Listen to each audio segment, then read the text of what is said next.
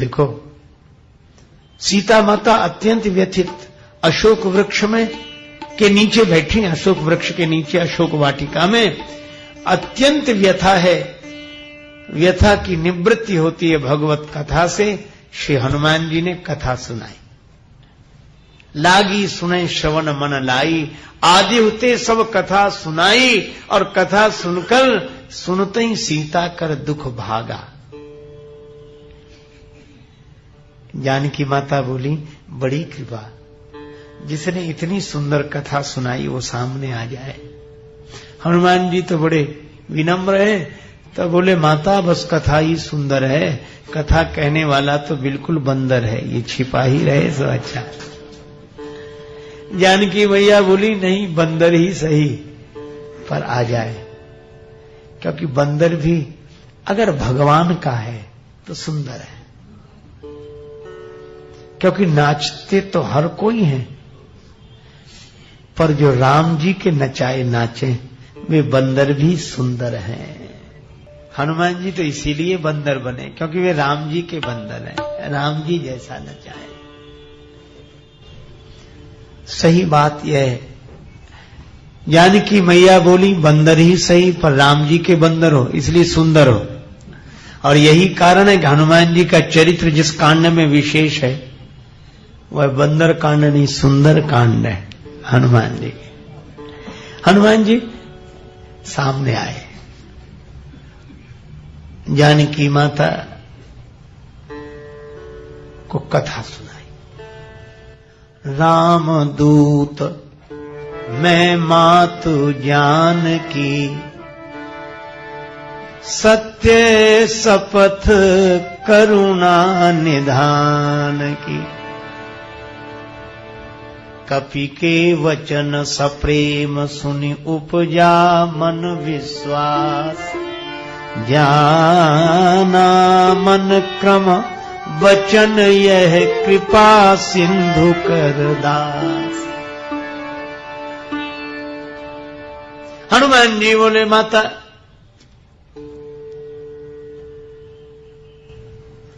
भगवान ने मुझे भेजा है, मैं राम जी का दूत हूं। करुणा निधान भगवान की शपथ करके कहता हूं। और यह करुणा निधान नाम श्री जानकी जी को बहुत प्रिय है। क्यों? क्योंकि ये प्रथम दर्शन श्री राघवेंद्र का जब माता मैथिली को हुआ तो गौरी माता ने अपने आशीर्वाद के वचनों में यह नाम दिया। मन जाहि राच्यो मिली ही सोवर, सहज सुंदर सामरो करुणा निधान, सुजानशील स्नेह जानत लावरो। जानकी मैया ने प्रभु का यही नाम अपने मन में बिठा लिया, करुणा निधान। और इसीलिए श्री तुलसीदास जी वंदना करते हैं तो वे भी यही कहते हैं, जनक सुता जग जननी जानकी, अतिशय प्रिय करुणा निधान की। और जब मानो हनुमान जी गए तो कहा कि श्री जानकी जी के पास ये अंगूठी ले जाओ। और ये अंगूठी उनकी मेरे पास कब से है? केवट को उतराई देने के लिए दी थी। केवट ने तो नहीं ली, मेरे पास रह गई। तो रामजू ने कपि पुंजन में सुत अंजनी को अपनाई के भेजो, माथे पे हाथ की छाह करी, कर मूदरी हाथ गहाई के भेजो। राजस बैन न बोल सके, तब नैनन नीर बहाई के भेजो। संकट सिय को काटिवे को, हनुमान ही बाण बनाई के भेजो। जिम अमोघ रघुपति कर बाना। श्री हनुमान जी मुद्रिका ले आए और मुद्रिका दी तो मानो केवट की कथा सुना दी। और करुणा निधान नाम लिया तो पुष्प वाटिका की कथा याद दिलाती। सीता माता समझ गई यह राम जी का दास है। लेकिन जानकी माता बोली, आहा नाथ हो निपट बिसारी, भगवान ने मुझे भुला दिया है। हनुमान जी बोले, नहीं माता, भगवान ने आपको नहीं भुलाया। भगवान अपने जन को कभी भुला ही नहीं सकते। सीता मैया बोली, इसका क्या प्रमाण है कि भगवान ने नहीं भुलाया? जानकी मैया से हनुमान जी ने पूछा कि मैया इसका क्या प्रमाण है कि भगवान ने भुला दिया है? सीता मैया बोली, इंद्रपुत्र जयंत ने कौआ बनकर मेरे चरण में चंच का प्रहार किया था तो भगवान ने उसके पीछे बाण लगा दिया। चरण में चोंच का प्रहार करने वाले के पीछे बाण और हरण करने वाला अब तक आराम से बैठा है। इसलिए लगता है कि भगवान ने भुला दिया। मां, भगवान के पास उस समय क्या धनुष बाण रखा था? उस समय तो प्रभु आपकी गोद में सिर रखकर शयन कर रहे थे जब जयंत कौआ बनकर आया। कथा तो मुझे भी भगवान ने सुनाई थी। सीता मैया बोली, नहीं हनुमान, धनुष बाण तो नहीं था, लेकिन प्रभु मेरा श्रृंगार कर रहे थे तो उन्होंने पुष्पों के आभूषण बनाए थे। तो लकड़ी की छोटी छोटी सींक और पुष्प, इनसे आभूषण तरह तरह के बनाए थे। तो लकड़ी की छोटी सी सींक थी, उसी को भगवान ने बाण बनाकर जयंत के पीछे लगा दिया। मां, सींक क्या बाण बनी होगी? सींक धनुष सायक संधाना। नहीं नहीं हनुमान, बात सींक की नहीं है, बात प्रभु के संकल्प की है। प्रेरित मंत्र ब्रह्म सरधावा। हनुमान जी बोले, माता तो औरों को तो सींक दिख रही होगी, पर बाण है ये तो आप जानती होंगी या जयंत जानता होगा। हाँ हाँ, तो ऐसा भी तो हो सकता है कि चरण पर चोंच का प्रहार करने वाले काक के पीछे भगवान ने सींक के रूप में बाण लगा दिया। तो यह भी तो होगा कि हरण करने वाले के पीछे किसी और रूप में बाण को लगा दिया। किस रूप में? हनुमान जी बोले, माता सामने देखो, ये वानर के रूप में बाण ही उपस्थित हुआ है। जिम अमोघ रघुपति कर बाना, यही भांति चले हुआ हनुमाना। और माता एक बात और है, क्या? भगवान इतने कृपालु हैं, इतने कृपालु हैं कि आप निरंतर भगवान के नाम का स्मरण करती हैं, भगवान के गुणों का चिंतन करती हैं, भगवान की कथा श्रवण करके भरोसा रखती हैं, तो भगवान का बाण ही नहीं आया है, भगवान भी आए। भगवान आए कहां है? मां, अभी अभी कथा हुई है, तो जहां कथा वहां भगवान। लेकिन ये तो भावना की बात है, प्रत्यक्ष प्रमाण भी तो मिले कि भगवान कथा में रहते हैं। हनुमान जी बोले, अभी मिलेगा। मां, अब तक तो मैंने अपनी बात कही, लेकिन अब रघुपति कर संदेश अब सुन जननी धरि धीर। अस कही कपि गद गद भयो भरे बिलोचन नीर। मां, अब श्री राम जी का संदेश सुनो। ऐसा कह के हनुमान जी मौन हो गए। अस कहे कपि गद गद भयो, ऐसे पुलकित हो गए, भरे बिलोचन नीर, और राम जी के नेत्रों में प्रेम जल भर आया, गदगद हो गए। फिर बोला कौन? जब हनुमान जी मौन हो गए तो बोला कौन? देखो, जैसे उद्घोषक यह घोषणा करके मौन हो जाता है कि अब आप इनके द्वारा इनकी बात सुनिए, उसके बाद उद्घोषक मौन, तो हनुमान जी तो हो गए मौन। अस कहे कपि गद गद भयऊ भरे बिलोचन नीर, तो बोला कौन? तुलसीदास जी लिखते हैं, कहेऊ राम कहेऊ राम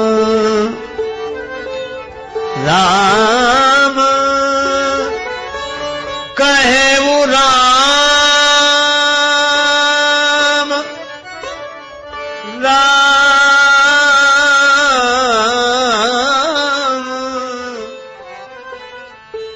राम राम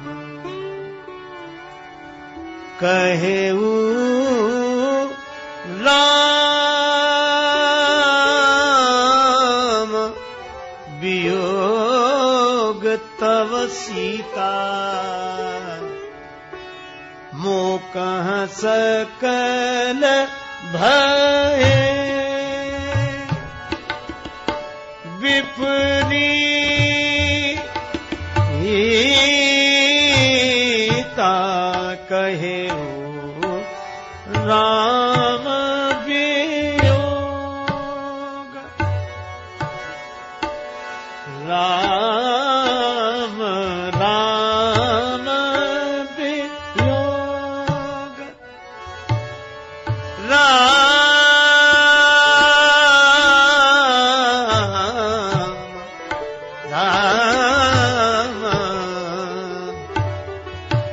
कहे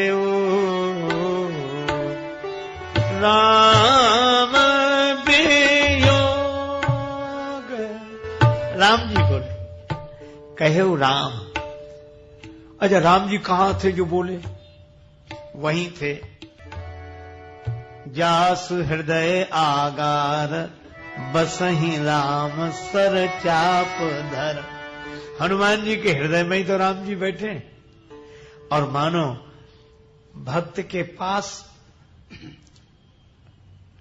भगवान पहुंच जाते हैं। कब? बोले जब कथा होती है। हनुमान जी ने जब कथा कही तब। इसका अर्थ है कि दिखाई क्यों नहीं पड़े?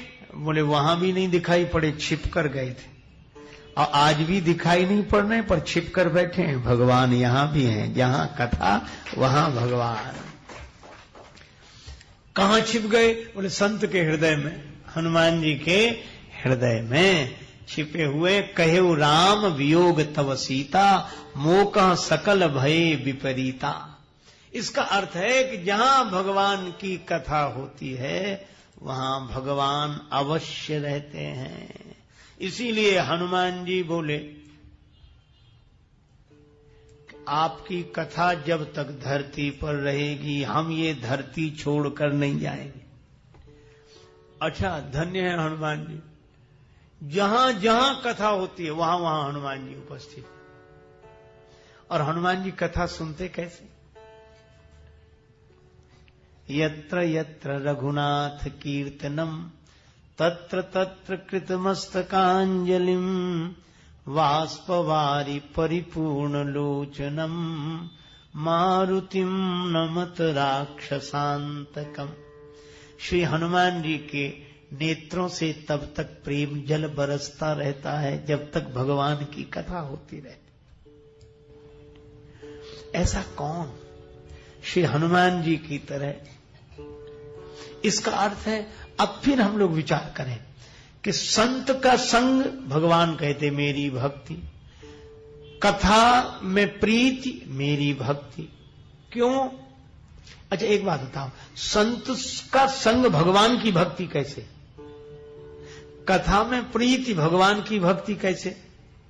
इसलिए कि वहां भगवान है, संत के भीतर भगवान छिपे हुए हैं। इसीलिए संत की भक्ति भगवान की ही भक्ति है। अच्छा, ऐसे तो भगवान सबके भीतर हैं तो, पर अंतर है संत में और हम जैसे आदमी में। क्या अंतर है? कि यूं तो घट घट साईं रमि रहा, घट घट साईं रमि रहा, सूनी सेज न कोय, और बलिहारी व सेज की जाघट परगट होए। जिस घट में प्रकट हो जाए, और संत का घट ही वह घट है जिसमें परमेश्वर प्रकट हो जाते हैं। क्यों? प्रेम ते प्रकट हो ही मैं जाना। भगवान प्रेम से प्रकट होते हैं। इसलिए बाहर से दिखता है संत, बाहर से दिखते हैं संत, पर उसके भीतर बैठे हुए हैं भगवंत। क्योंकि संत को लगता ही नहीं कि हमारा कुछ है, सब कुछ भगवान का है, सब कुछ भगवान का है, सब कुछ भगवान का है। और सब कुछ भगवान का है कहते कहते चित्त की एक ऐसी दशा हो जाती है कि सब कुछ भगवान का है। इतना ही नहीं, सब कुछ भगवान है, सब कुछ भगवान है। ऐसी, इसीलिए ऐसी स्थिति वासुदेव सर्वमिति स महात्मा सुदुर्लभा। ऐसे संत का संग भगवान की भक्ति है। संत यहाँ है वहां भगवान है। जहां जहां बछड़ा चले तहां चली जावे गैया, और कहे दादू जहां चले संत जन तहां तहां जाए रमैया। और इसीलिए संत का संग भगवान की भक्ति है। भगवान की कथा जहां है वहां भी भगवान है, इसलिए दूसर रति मम कथा प्रसंगा। अब भगवान तीसरी बात कहते हैं,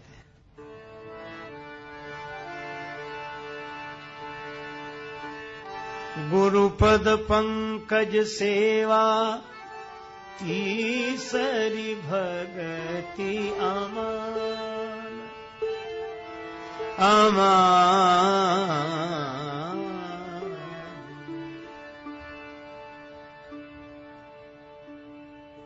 आहा, गुरुदेव के चरण कमलों की सेवा, यह तीसरी भक्ति है, तीसरे तरह की भक्ति है।